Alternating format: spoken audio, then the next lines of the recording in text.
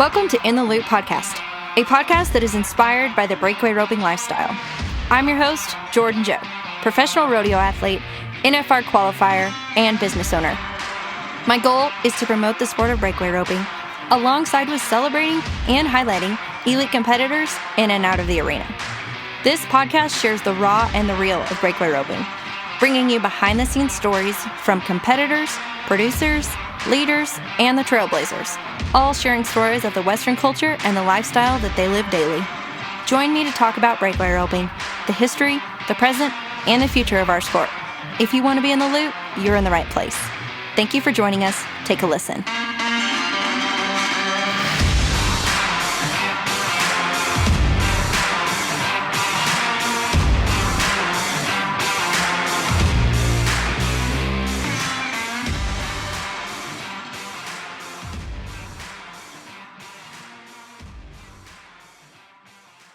Have Pam Minick with us today on the show. Pam, thank you so much for joining us. Well, you know, you're one of my heroes. And I've known you since you were little, so it's my pleasure to be here with you. Well, thank you. I really appreciate that. And isn't it such an exciting journey that we've been on? You know, I think back to the days when you say I was little, it doesn't seem like it was that long ago, but it seems like time is flying. I know. I mean, I look back, I think, oh, that happened yesterday. And then I look at the date on it and I've got like breast collars and back numbers from 1997. And you're like that. And There's that's, no way.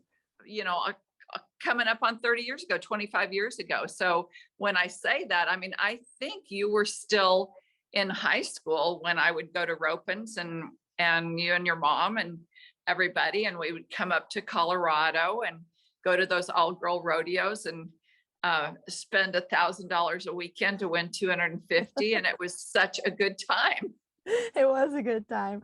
I remember as a little girl, you know, that was one of the coolest things that we don't really have today that I wish we did. Was there was legitimate all-girl rodeos, from bulldoggers to bronc riders to steer wrestlers, all the things. And we did it all. And one of the most funny memories that I have is we went to Douglas, Wyoming, and I was little, and I remember we pulled in there and you had to have Coggins and health, and we didn't have either. And so we were like, oh yeah, we'll call the vet. And so I just remember I was like probably 6 or 7 thinking like, they're going to steal my horses.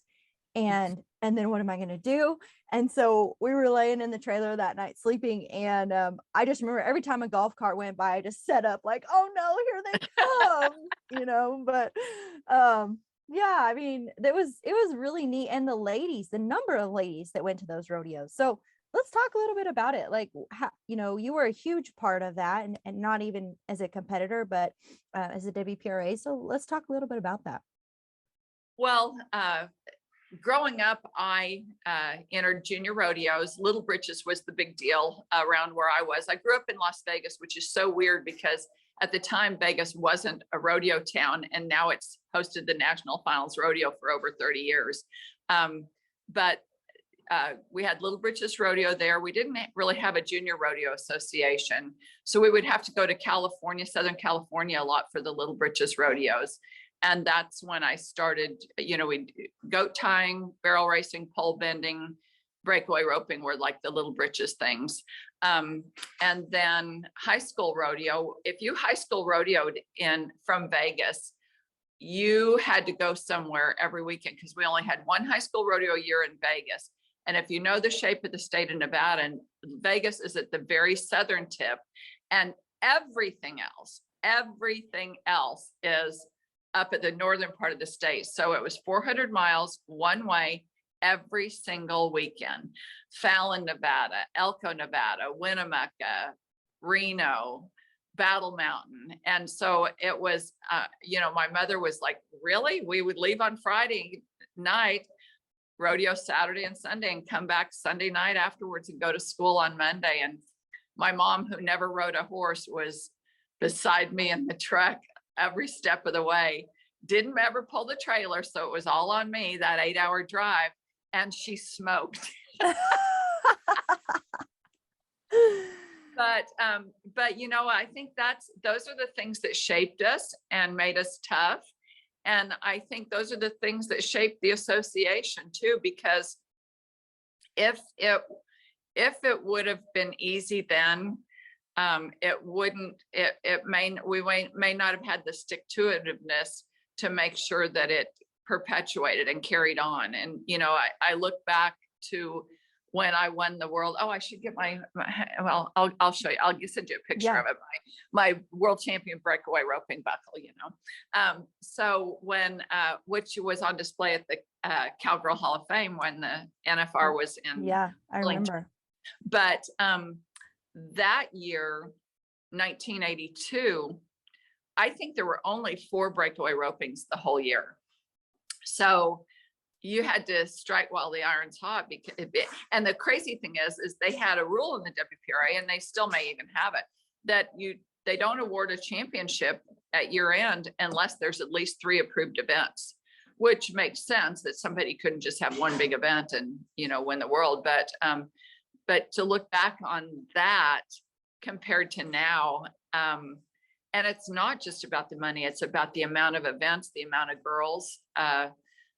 It used to be, and I know that you've talked about this, a lot in you attempting to reach out and get more approvals, that it's just, there's just so many places to go now and so many things to do. And it's more than about the money. It's about the amount of girls that are competing.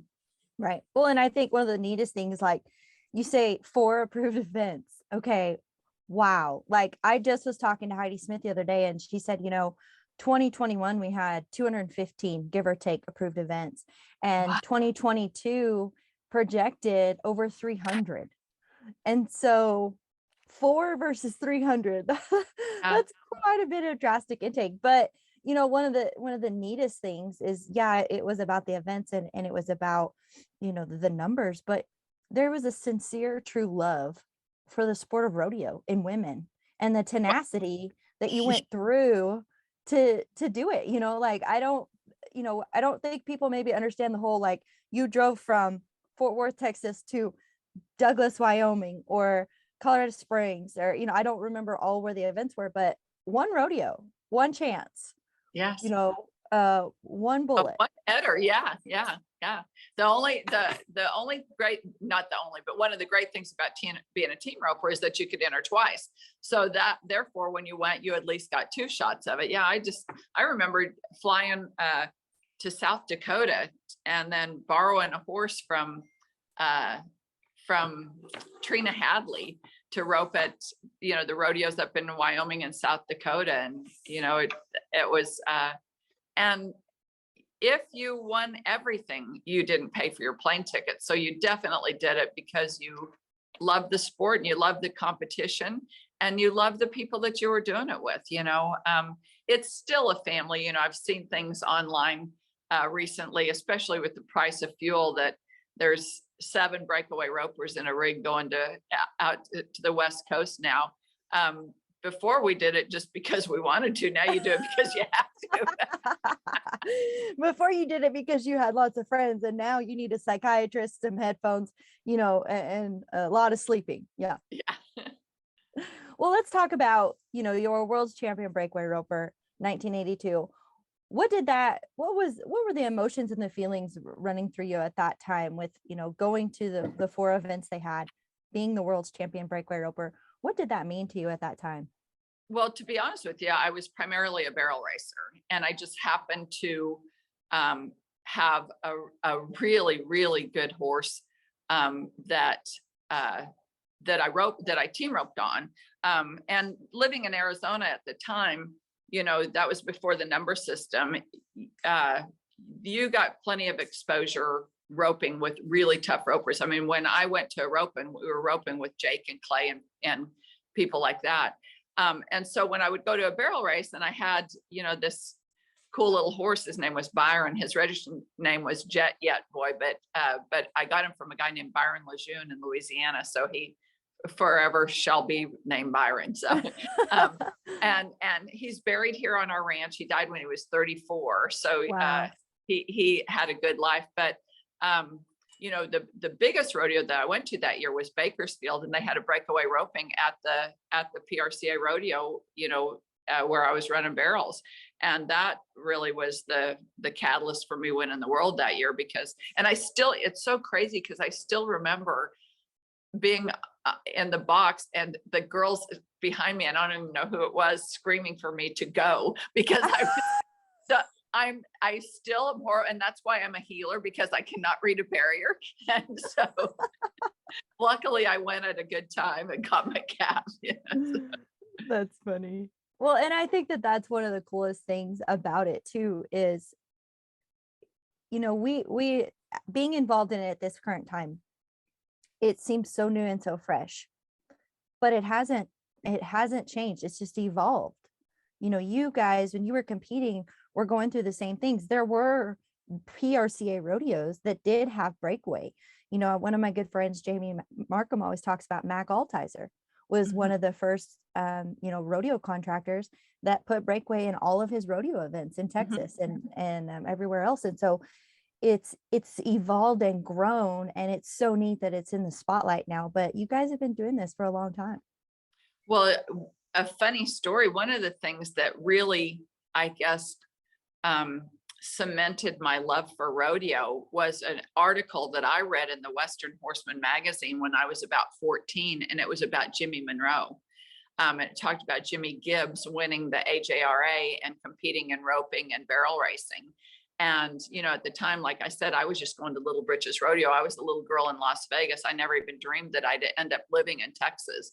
But you talk about a common thread that's just crazy, that story when I was 14, and she would have been about the same age, you know, being a roper, being a barrel racer, being a cowgirl, to now, you know, I served with her in the 70s and 80s, and I guess up into the 90s in the WPRA alongside of her as president. And now she's leading the organization again. Having that common thread, and having somebody always that really at her roots is a roper, is a cowgirl. And I truly believe that she is one of the reasons that breakaway roping has continued to have strength, and all girl rodeos has continued to have strength, because there were administrations over the years in the WPRA that really didn't care if there was any all-girl rodeos or all-girl ropings.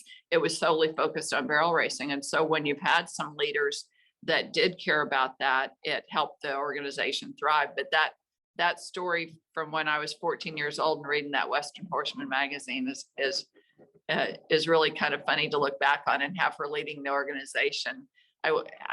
How many years later is that? I'm 68, so that's 54 years later. You know? Yeah. Well, and it's so humbling to know that there are so many people involved in our organization that have been there, have done that. They've lived it, breathed it, and they've come around, and they're continuing to passionately help rodeo grow, help breakaway grow, help barrels grow, help the all girl rodeos grow, and putting back in. And that's something that I really truly love, is being able to give back to our sport. You know, yes, we're competing in it right now, but then, you know, down the road, full circle, coming back and giving back to the sport. And I think giving back is something that you hit on, that's going to be what the success of the future hinges upon. And that is that people are willing to do what it takes to continue to see it grow, and not just feel like they're entitled. And I hear rumblings about that occasionally, and it gives me a little bit of heartburn and heartache, because it almost reminds me a little bit of the Me Too movement, a little bit. And I hope that, and I'm not saying that women should be satisfied to take a backseat to other things, but you've got to be willing to do just as much as you expect a committee or a producer to do for you. The girls have got to, you know, it's not automatic. I mean, it hasn't been automatic that we've had equal money in barrel racing. It's not automatic that there will include a breakaway roping, let alone have equal money. I mean, it's what you said is true. Giving back is going to be the key to the future. Well, and one of my favorite things that you've ever told me So and I think with all of this and just the growth and the fast pace that it's grown, it went from like 2020, we had maybe 20 rodeos, and then all of a sudden, like, floodgates have opened, get you a new Dodge pickup and, and load up and go. But one of the cool things that I will always forever cherish is 2020 NFR at Arlington, Cowgirl Hall of Fame. You are there and you are interviewing the top 15 for, as we come up, we get our back numbers and things like that. And there were so many emotions I remember. And I was just like, holy cow, we're here. We've made it. We're breaking through, and one of the things I said on stage was, I'm really, really proud that we're shattering these glass ceilings. Mm-hmm. And it was maybe a few months later, you and I had came back and talked, and I said, because you have been so successful in what I would call a man's world. And I said, what does it take? What did it take for you? And you brought that comment up, and you said, I've never put myself as a woman in a man's world. I've always been like, no, I'm just like them. I can do just whatever they can. I've never put that limit on myself. And, the Me Too movement kind of aspect. And it knocked me, but man, it was the best thing I've ever heard. Cause I thought, I need to change my perspective. They're not against us. We have made huge leaps and bounds, but it's not necessarily smashing those glass ceilings, because really we don't have any limits, instead of seeing myself as a woman in a man's world, like, hey, I'm going to be one of them, and that was one of the best things that I think that you ever told me, and I'll forever cherish, is in and out of the arena as a person and as a career woman as well. Well, and, I think, we look at that because we work with livestock every day. And Ty Murray used to always say, horses can't read buckles, and while an animal might know what gender you are just by how soft you might be as a rider. Yeah, I take exception to people that say men, women. I think that, we're all human beings, and we've all got challenges. And now strength and swimming, that's a whole different deal. I'm not saying we're not going there. We're not going into the transgender. I'm just saying that, work as hard at promoting your event as you want the committee to work at having one for you. So, yeah, I agree. And that's something I think we've been able to see. One of the coolest things, that some of the memories I have being able to rodeo and travel and compete at these events, is the work and the effort and the time that these committee guys put into the rodeos, and I guess I've been fortunate to kind of see that side of it as well.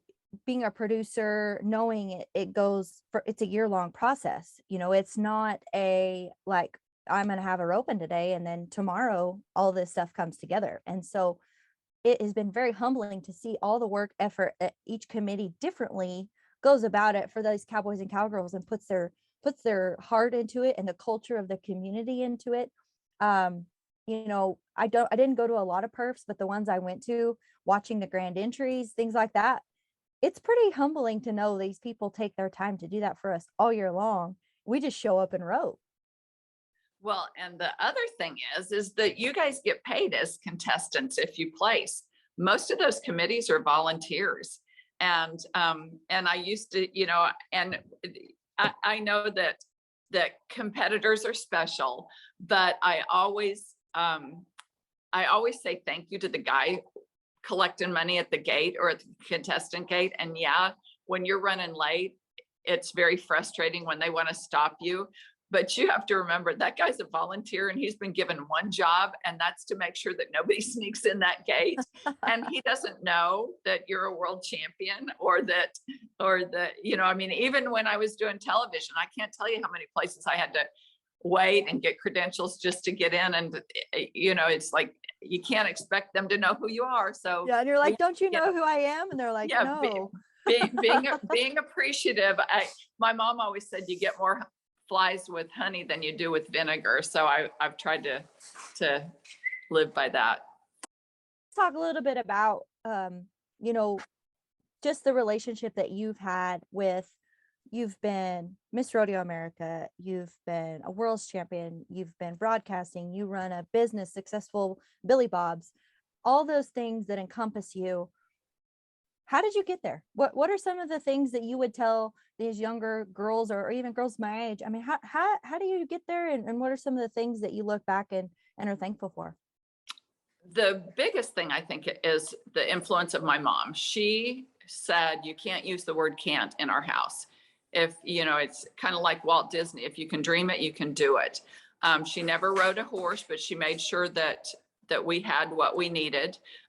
If she'd be stopping on her way back to the house, and she was, oh, I'm going by the feed store. Can I pick up anything? And, you know, if you asked for a halter, you might get a hoof pick, but, you know, but that's how little she knew about horses. But she, you know, she wouldn't let us say the word can't. And so it wasn't like a tough love thing. It was just like, if you wanted to do it, you just did it. You just buckled in and did it.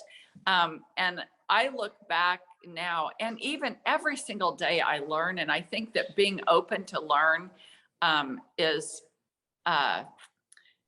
just a blessing that I was given, because I know a lot of people are kind of set in their ways and they think this is the only way. As you well know, I've been doing this ranch riding thing the last couple of years, and fortunate enough to win a reserve world championship 2 years ago. But if I was the horseman now, then that I am now, I think how much better could I have been as a competitor. But anyway, so, you know, started out with my mom being, you know, really a positive influence. When I was Miss Rodeo America, I took it as a job. I had a background in marketing and PR. I had worked at the Hacienda Hotel through school in the PR department. So, and most of my rodeos were booked by Cotton Rosser, who's the king of PR. And so that really led me into marketing. But that year when I was Miss Rodeo America, they had an all-girl rodeo in Spring Creek, Nevada, up by Elko. And they had me on the Johnny Carson show to talk about it. I had to ride a mechanical bull on the Johnny Carson show. But at that rodeo, I tied goats and breakaway roped at that rodeo when I was Miss Rodeo America. And that did a lot to shine a national spotlight on women's rodeo. And then shortly after that is when I joined the WPRA as a competitor, because I'd been an amateur rodeo competitor, and I ran barrels in the NCA, which is the Nevada Cowboys Association. And I was the first woman to win the Rookie of the Year in that association. At the end of the year, they gave a Rookie of the Year buckle, and it had always been won by a man because they had won more money in their event. But, you know, the funny thing is, in amateur rodeo, and still in amateur rodeo, the women are kind of on an equal playing field because everybody pays dues into the same organization. But anyway, so in 1971, I think it was, I was the first woman to win the Rookie of the Year in that association. So then from there, after my years Miss Rodeo America, joined the WPRA and ran barrels in the turquoise circuit, and made the circuit finals several times, and mostly a barrel racer until I started team roping. And then I loved it way more than barrel racing, because it was something with my schedule of broadcasting. If I go someplace and I was going to be there for a week, I could go to somebody's house and go rope. You can't do that and run barrels. So that, yeah. I think that was one of the things that I loved about team roping. So, and on the WPRA board, that through that period of time is when we went from insisting on 25% of the purse to 50% of the purse that the men had to 100%. And when I said insisting, what we did, we worked with the committees. And these are conversations that you and I have had about how to do the same thing for breakaway roping. We worked with the committees to find a sponsor in that area to help them raise their purse, because we didn't want to just say, no, we're not coming. Although when it got to the point, you know, at the Houston Livestock Show, I remember that, where they were like, no, we can't get you up to 50% or equal money. And we were like, well, sorry, we have to take a stand and not compete there.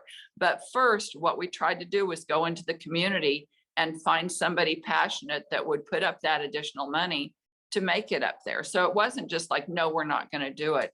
But the other thing that we did was we did polls where we asked people, an exit poll, and the WPRA conducted these themselves, these exit polls. I mean, hired the people to do it, where we asked what are the two events that were the most enjoyable to you, and invariably it was barrel racing and bull riding.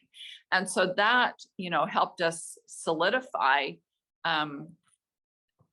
our request. You know, I mean, we had data to say these events, the people that are paying to get in your rodeo like these events. They're easy to understand. And I think breakaway roping's got that as well. It's easy to understand.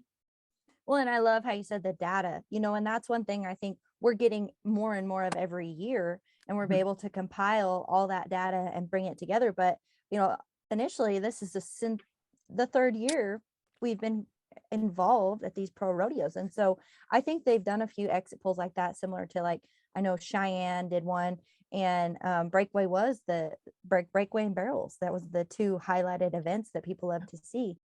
The cool thing now is there's a lot of women on committees. Used to be you never saw women on a rodeo committee, because the committees, for the most part, up until just recently, were volunteer organizations like Kiwanis and Rotary, which were primarily men's-based service organizations. But now you see women on committees, so it's not as hard to sell as it was before. Right. Well, that's a great point. And on top of that, you know, when you were talking about going out in the community, it sparked a thought in my mind. And I thought, what if, okay, say we have give or take 300 members in the breakaway with WPRA. What if each one of us went in our communities and found one of those people, even just a lead, and you know, sent that lead to some of our leadership in the WPRA? You know, I just was thinking what doors possibly could be opened for new sponsorship avenues, and you know, bringing that data that we already have, how that could then trickle on down and open new doors for bigger purses. Yeah. And then you've got fans for life. And then it's just like, it's like the coronavirus. It just keeps growing. We use that in a good light. Oh my gosh. So tell me a little bit about, you know, I know one of the things that I've observed growing up that I truly, you know, just love is that the ladies that competed that were above us in your generation, the friendships were so pure and true. How do you create those relationships, and how did you maintain them? You know, I know you and Debbie Garrison and Jamie Markham, some of those ladies are still really good friends. Like, how did that evolve through rodeo? You know, I think that, but I'm that way with even younger friends. I mean, I've got, you know, like Katie Kaufman, you know, Katie's half my age. In fact, I'm the same age as her parents, but, I think that when you have common goals, people tend to be, and when you're confident about yourself, I find that usually when there's conflict, it's usually because of jealousy, and usually when there's jealousy, it just means that somebody's not trying to work as hard. Because if you're confident, you're just as happy. And don't get me wrong, I hate to lose, but if somebody's gonna beat me, I hope it's one of my friends. Yeah. I know that's not a very good answer, but I just think that I've never looked at, I think my biggest competitor is my own brain.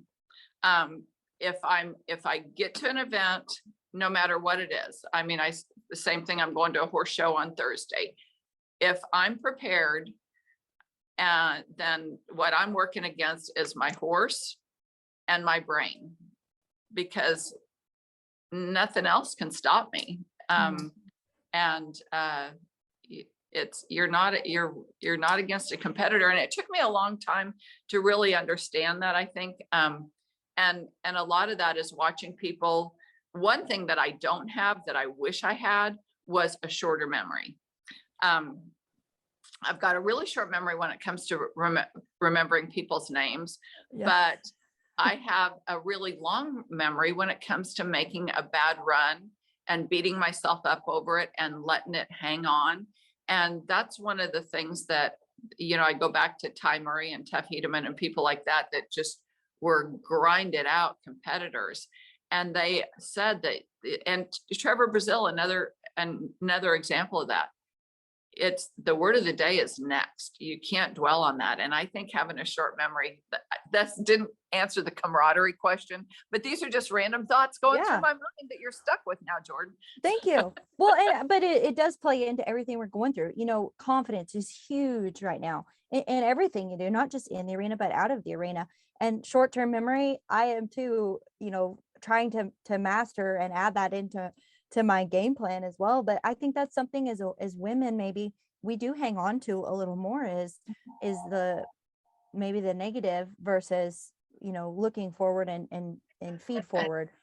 And I see, I think social media has played a huge part in the comparison, the jealousy, the, if I was this, I would have that kind of thing. And I love how you said, I'm against me and my horse and whatever I'm roping, because that's all we can control. And so I think that that's something that I've seen, along with some of the girls we're competing with as the younger girls, they're always comparing themselves. And that's why I like to get the input of, you were successful, you did it, you went through the mountains and the valleys. So, what are some of the things you held on to? So I'm really glad you brought that up. You just touched on something that I think is, there will never be a way to solve it, but social media has changed the game, and probably from a marketing standpoint changed it for the good. But like you say, there's a lot of people that are really, really brave behind the keyboard of a cell phone or of a computer, and the least we pay attention to that, the better off we are, I think. But you talk about longtime friendships. I mean, just like JJ Hampton, JJ and I team roped. We never breakaway roped against each other, but we team roped, and still to this day, I mean, if I went somewhere and she was feeling pity, she would still rope with me. So now they have to rope with you because you're friends. So talk a little bit about, I know you've touched on their names a couple times, but some of the influential competitors that were the same era as you that really made an impact on your career. I know you said Ty Murray, Tuff Hedeman. What were some of the lessons that they shared with you that really stuck, other than things you've mentioned? So the person that's been the biggest influence on me as a barrel racer is Kay Young. Not only a barrel racer, but a gritty competitor. Kay's now in her mid 70s, and she's still, if you're in the Stephenville area, she's still at a jackpot a couple of nights a week. She's still got 3 or 4 horses in the barn that she's training, but she was so far ahead of her time as far as really training horses. Not only she went to the NFR 7 times on 6 different horses. I mean, some people are blessed to have 1 or 2 in a lifetime, and she's had 6 that she went to the NFR on, and countless other futurity horses. But she was the president of the WPRA at a time, at a really crucial time when we were, really struggling to even get 50% added money.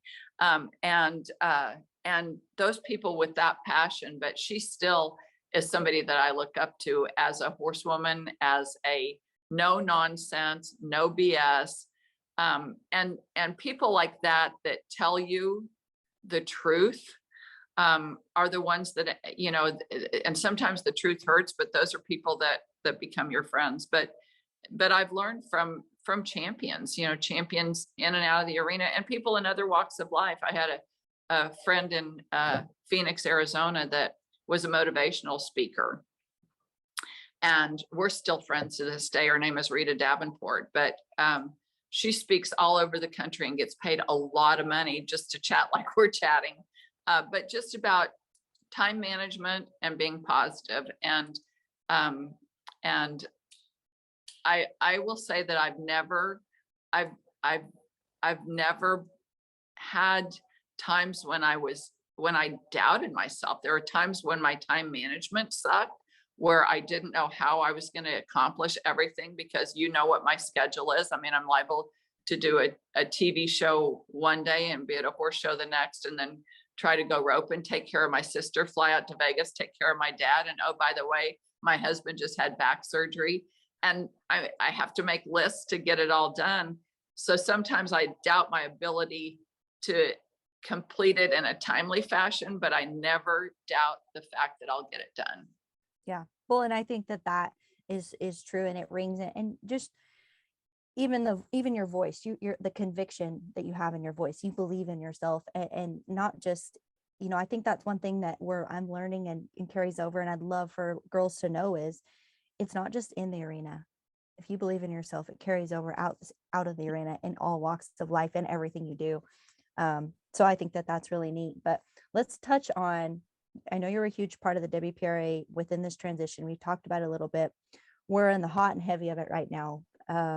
We've had 2 big NFRs, one in Arlington, one in Las Vegas.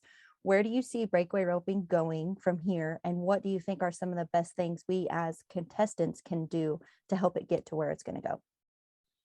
Well, to repeat what we talked about earlier, the best thing that the contestants can do is put themselves in the spot of the committee, of the people that where you're going, and what you want to get accomplished. Because if you can't find a way that could accomplish it, how can you expect a committee to do it? So as you approach these things and set those guidelines, number one is money. It has to be with ticket sales. How can you help ticket sales?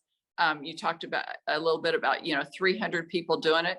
If those 300 people promote it on their social media, you're going to increase ticket sales. When you increase ticket sales, then you increase your added money. So I think the biggest thing that you can do to help grow it is for each of those people that want to reap the benefits to put themselves in the place of the committee and say, how do we get there?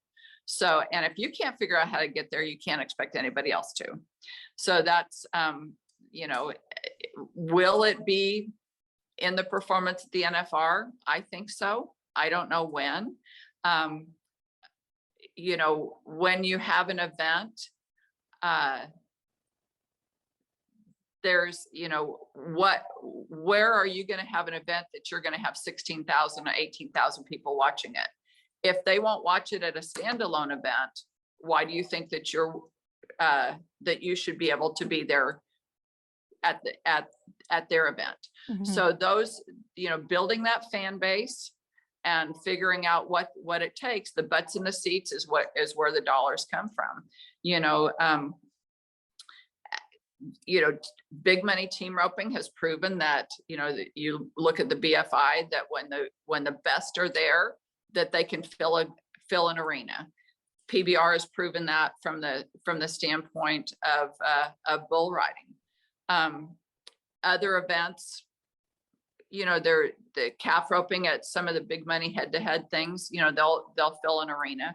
The events that have really struggled from a standpoint, frankly, of really standing alone and having big crowds are bareback riding and saddle bronc riding. And I think that the reason that is because there's still a faction of America that looks at horses as My Friend Flicka and Black Beauty. And so, they just recently went through a lot and still are fighting it in California. Mm-hmm. There's going to be times that PETA is going to rear its ugly head again, and that's a challenge for not only the PRCA but for everybody. And that's something that all of your members should be looking ahead to as well. And that's not so much. That's the great thing about breakaway roping, because the calf always gets away.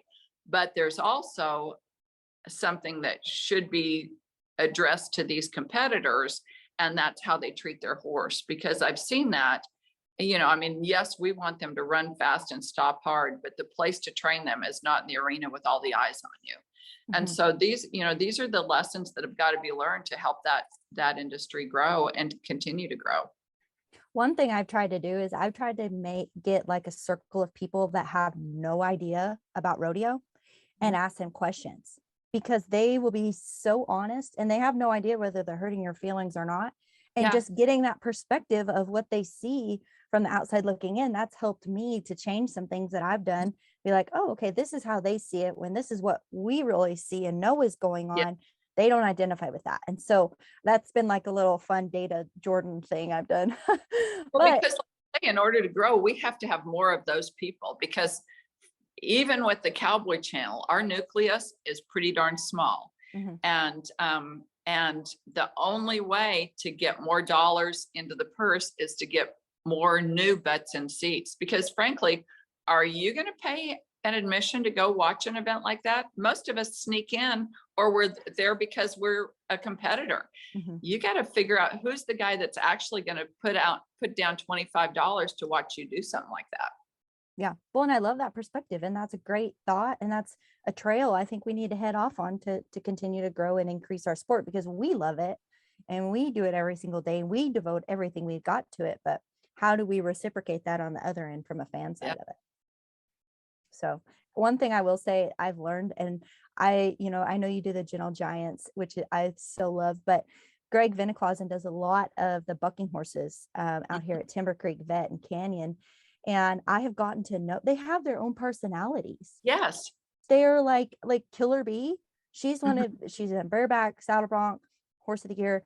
I can give her a cookie and pet her, and like, Top Hat, all those crazy, Fling, all of them. They all have their own little personalities. And so that's what we're trying to grow out at Timber Creek, is to show the world that, hey, they love to do their job. And when it's cold in the morning, they're bucking just like, Stetson Wright was on their back. And so that's been fun to experience and learn that side of it. The Cowboy channel has done a lot to bring out those stories, because and that's where the PBR was successful. They made stars of the bulls as much as they did the Cowboys, and it's a man against beast, and the people were coming to see those as that. And so Cowboy channel do that, but then we've got to make the Cowboy channel grow, because it can't be just, you can't always preach to the choir. You got to get some new seats in your congregation. Yep. I agree. So anything else that we haven't touched on today that you would like to share? No, I'm just so proud of the money that girls are making. I mean, when I see these, just even little jackpot ropings, then winning $3,000 and $4,000. And I mean, and what it's done for the horse industry, same thing as our Gentle Giants, the TV show that I do about draft horses. 8 years ago, when we started this series, 8 or 9 years ago, a really good draft horse would sell for $10,000. Now it's 120, 130,000. And the same thing is happening, for breakaway horses, team roping horses. The whole industry has benefited. Now, what this economy and the fuel thing is going to do, for our industry, I don't know. It's going to make people a lot friendlier. They're going to be traveling together. But it's just been so great to see this, and I applaud the girls that are staying with it, and the new ones that are willing to, like I said, I look at you as one of the young girls, and now now I'm old. Now you're the veteran, but are willing to continue to carry that torch, because nobody should feel that, like we started this podcast talking about, nobody should feel entitled. They've got to figure out, how you stay in that game, and how you continue to elevate the game. If you had to go back and tell your younger self something, what would it be and why? If I had to tell my younger self something, listen more, talk less. But that'll never happen. Oh my gosh. Well, that's got you where you are today. Now you got to be a little bit of a compromise there. Yeah. Well, Pam, I have had such a great time visiting with you. Thank you for sharing your time and all of your wonderful knowledge and input. And I appreciate you for joining us today. And thank you, Jordan, for everything you do. I said it in the beginning, you're one of my heroes. Well, you are one of my heroes as well. So we're in good company. Hey guys, thank you for listening to this episode. We hope you enjoyed it. If you did, share it with a friend. If you haven't already, go follow us on all of our social media profiles at In the Loop Breakaway. And if you have any questions, go check out our website. Reach out to us at intheloopbreakaway.com. I really appreciate your continued support, and we'll see you down the road.